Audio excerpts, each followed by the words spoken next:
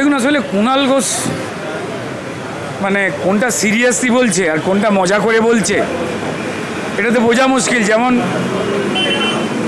উনি বলেছিলেন যে মমতা বন্দ্যোপাধ্যায় সারদার সব থেকে বেশি সুবিধাভোগী, এটা তৃণমূল সিরিয়াসলি নেয়নি, কিন্তু পশ্চিমবঙ্গের মানুষ সিরিয়াসলি নিয়েছিল। তারপর যদি মমতা বন্দ্যোপাধ্যায় সারদার সব থেকে সুবিধাভোগী বা কুণাল ঘোষ বলেছিলেন জেলে আমার পাশে ছেলে রাখা উচিত না, কী সব শুনেছি, সেই অনুযায়ী উনি তো জেলেও যাননি, তাই ওনার কথা মিলেছে না, মেলেনি গোলমেলে। তারপর যখন কদিন তৃণমূলের বাইরে চলে গেছিলেন তিনি বলেছিলেন যে শেখ শাহজাহান সন্দেশখালিতে যা করেছে তৃণমূল সরকার চাইলে এটা আটকাতে পারত, শিক্ষা দুর্নীতি তৃণমূল জানতো। তাই উনি কোনটা সিরিয়াসলি বলছেন আর কোনটা মজা করছেন, উনি যে দল মাঝে মাঝে করেন আবার ছেড়ে দেন, সেই তৃণমূলও জানে না। তো তাই কুণাল ঘোষের কথা উনি মজা করছেন না সিরিয়াসলি বলছেন তার দলই বুঝতে পারেনি, আমি কি করে বুঝবো? তারপর বুঝলে তো কমেন্ট করবো। মমতা বন্দ্যোপাধ্যায় কালকে রিজাইনের কথা বললেন, আজকেও যারা যে 27 জন মারা গেছেন বলছেন বিনা চিকিৎসায় তাদেরকে 2 লাখ টাকা করে দেওয়ার কথা বলছেন। পদত্যাগ করে দিয়েছেন উনি? কালকে তো বলেছিলেন, আজকে তুমি তো বলেছিলেন যে পদত্যাগ কোথাও করেননি, তাহলে মিথ্যে কথা বলছিলেন অভ্যেস মতো। দেখুন, প্রথম কথা হচ্ছে যে সম্পূর্ণ মিথ্যে তথ্য দেওয়া হচ্ছে। যারা যে কোনো ঘটনায় যদি বাড়িতেও মারা যায় সেটাও বলে দেওয়া হচ্ছে জুনিয়র ডাক্তারদের জন্য মারা গেছে, যদি হসপিটালে আস্তে আস্তে অ্যাম্বুলেন্সে মারা যায় সেটাও বলা হচ্ছে যে জুনিয়র ডাক্তারদের জন্য মারা গেছে। যদি কেউ শারীরিক অবস্থা খারাপে, যেমন এতদিন ধরে হসপিটালে খুব দুরারোগ্য ব্যাধি বা কঠিন অবস্থায় থেকে মানুষ মারা যেতেন পশ্চিমবঙ্গের সরকারি হাসপাতালে, সেটাকেও বলে দেওয়া হচ্ছে জুনিয়র ডাক্তাররা মারা যেতে। এইভাবে জুনিয়র ডাক্তারদের বিরুদ্ধে মানুষকে খেপাতে চাইছেন, কারণ এই জুনিয়র ডাক্তাররাই জানে যে তাদের সহপাঠী বা তাদের সহকর্মী এই জুনিয়র ডাক্তার তিলোত্তমাকে পুলিশ এবং স্বাস্থ্য দপ্তর কিভাবে পরিকল্পিত উপায়ে আসলে নৃশংস হত্যাকাণ্ড করেছে। তাই জুনিয়র ডাক্তারদের এই সত্যি কথাটা যাতে মানুষ কম বিশ্বাস করতে পারে তার একটা ওয়েদার বা এনভায়রনমেন্ট তৈরি করার চেষ্টা করছে রাজ্য সরকার এবং তৃণমূল। যেভাবে তারা মৃতা ডাক্তারের বাবা মাকে মুখ্যমন্ত্রী নিজের স্টেজ থেকে 10 লাখ টাকা দেওয়ার ঘোষণা করেও মিথ্যে কথা বলছেন যে আমাদের হয়ে কেউ বলেনি, ঠিক তেমন কি মানুষকে খেপাতে চাইছে। এটা সম্পূর্ণ মিথ্যে কথা যে জুনিয়র ডাক্তারদের জন্য স্বাস্থ্য ব্যবস্থা ভেঙে পড়েছে।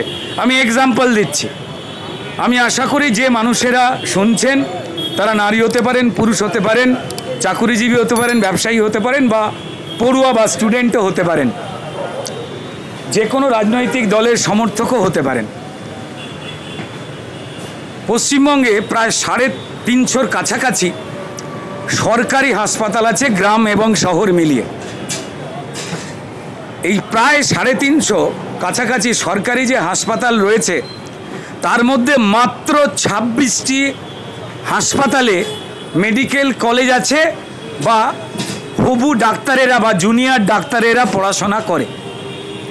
তাহলে যদি আন্দোলন হয়ে থাকে তো তাহলে প্রায় 350-র মধ্যে মাত্র 26টায় হচ্ছে। জুনিয়র ডাক্তারের সংখ্যা 7,500।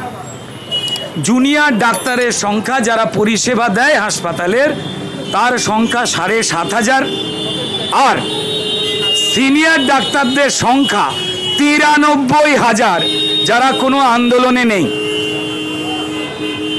যেখানে এই 7,500 ডাক্তাররা আন্দোলন করছে বলে স্বাস্থ্য ব্যবস্থা ভেঙে পড়ছে, যেখানে 93,000 ডাক্তার জুনিয়র ডাক্তাররা আন্দোলনের জন্য যে কাজটা করতে পারছেন না সেটা নিজেরা ওভার ডিউটি করে পুষিয়ে দিচ্ছেন।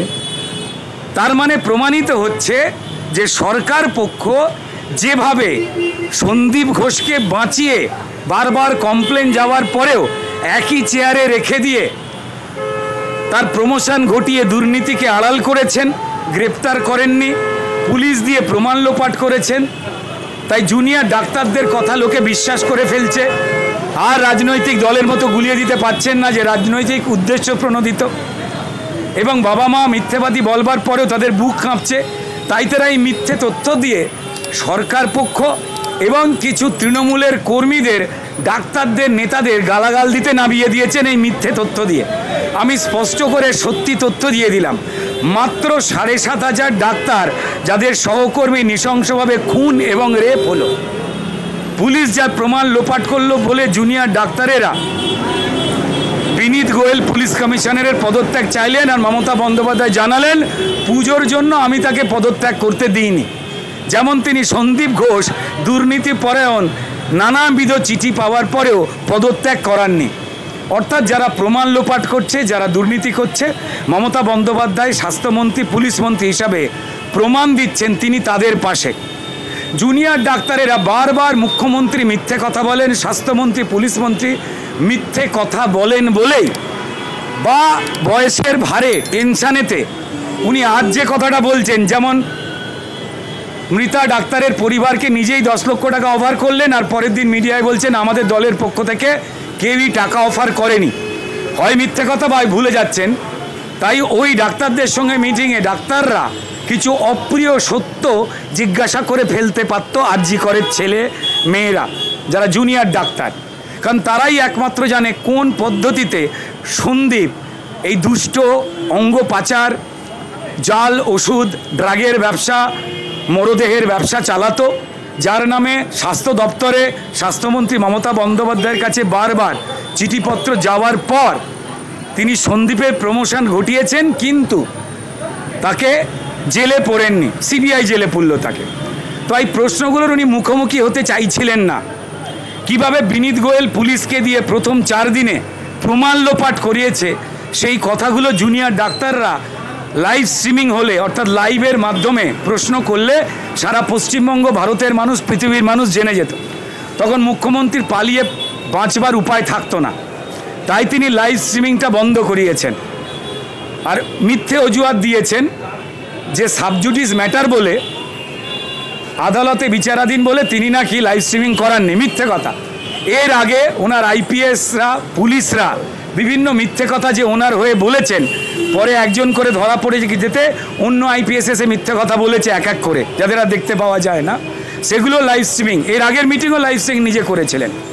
আর যে সাবজুডিস ম্যাটার সুপ্রিম কোর্ট এবং হাইকোর্ট নিজে লাইভ স্ট্রিমিং করে এবং তা সারা পৃথিবীতে সম্প্রচারিত হয়, নিউজ মাধ্যম এবং যে কোনো মানুষ ব্যবহার করতে পারেন, তার ওপরে লাইভ স্ট্রিমিংয়ে কোনো নিষেধাজ্ঞা নেই। তিনি আসলে জুনিয়র ডাক্তারদের কড়া এবং সত্যি প্রশ্নে জড়িয়ে যেতেন, পালের গোদা কে বেরিয়ে যেত, তাই এটা অ্যাভয়েড করেছেন। তাই এই কুণাল ঘোষদের যে বক্তব্য, হ্যাঁ তারা জুনিয়র ডাক্তারদের ভয় পাচ্ছেন, যেমন পশ্চিমবঙ্গের নিরীহ প্রতিবাদী যারা ছবি আঁকছেন, গান গাইছেন, স্লোগান দিচ্ছেন, রাত জাগছেন, মায়েরা, বোনেরা, বাবারা, প্রেমিকেরা, বন্ধুরা, নারী পুরুষ সব প্রতিবাদীদের ভয় পাচ্ছেন। তো তাই তেমন একটা ছক্কা পাঞ্জা করবার প্ল্যান করছেন। ছোট আর একটা প্রশ্ন রয়েছে যে আপনি নিজেও শেয়ার করেছেন মমতা বন্দ্যোপাধ্যায় আর চন্দ্রিমা ভট্টাচার্য বসে আছেন খালি চেয়ার বাকিগুলো, তো সেখানে দাঁড়িয়ে আপনার মনে হয় না যে আগামী দিনে মিটিং হওয়া দরকার? দেখুন, মমতা বন্দ্যোপাধ্যায় লাইভ স্ট্রিমে চলে এলেই উনি যেভাবে মুখ্যমন্ত্রী, স্বাস্থ্যমন্ত্রী, দেখুন একজন মুখ্যমন্ত্রীর কাজই তাই যে লোকে বলছে জাস্টিস চাই। জাস্টিস মানে ন্যায়। ন্যায় হয় কি দিয়ে? তথ্য প্রমাণ এবং বিচার দিয়ে। তথ্য প্রমাণ হাতে পেলে তদন্তকারী সংস্থারা হাতে তুলে দেবে, জেরা করা হবে লোকজনকে তথ্য দিয়ে, তারপর বিচারক ন্যায় দেবেন। পুলিশ বিভাগ তদন্তের নামে, স্বাস্থ্য বিভাগ তদন্তের নামে একটা মৃতদেহকে দ্বিতীয়বার যারা পোস্টমর্টম না হয়ে সত্যি না বেরিয়ে আসতে পারে, তাই তড়িঘড়ি বাবা মায়ের কাছ থেকে ছিনিয়ে পুড়িয়ে দিল। তার মেয়ের মৃত্যু কেনবার জন্য 10 লাখ টাকা মুখ্যমন্ত্রী অফার করে দিলেন। একটা অদ্ভুত পোস্টমর্টম রিপোর্ট। পোস্টমর্টম কোথায় হলো? ওই সন্দীপ ঘোষের নির্দেশে, যেখানে দুষ্ট চক্র চলে, ওই হাসপাতালেই সন্দীপ ঘোষের ভয়েতে যে ডাক্তারেরা কাঁপে, সেই ডাক্তারেরা রিপোর্ট লিখছেন পোস্টমর্টমে। পুলিশ ভুয়ো এফআইআর লিখছে উইলফুল রেপ, যা হতে পারেন না। তাই এই পুরোটাই অস্বচ্ছতা। সুপ্রিম কোর্টেও প্রমাণ হয়ে গেছে। বিচারকেরা যা প্রশ্ন করেছেন তারা বলছেন 30 বছরে দেখেননি। তো তাই মমতা বন্দ্যোপাধ্যায়ের কাছ থেকে আস্তে আস্তে মানুষ ফাঁকা হয়ে গেছে। ক্রিমিনাল আর পুলিশ ছাড়া তার পাশে কেউ নেই। তাই তার বিদায় আসন্ন তিনি বুঝে গেছেন একমাত্র ভয় ছাড়া মানুষকে আর কিছু দেখাবার নেই। আর মানুষ যে ভয় পাচ্ছে না এটাও তিনি জেনে গিয়ে কি বলবেন, কোথায় কখন কি বলতে হয়, তিনি হিতাহিত জ্ঞান হারিয়ে ফেলেছেন, যা পশ্চিমবঙ্গের মানুষের জন্য, পশ্চিমবঙ্গের জন্য অত্যন্ত অবমাননাকর বা অসম্মানের।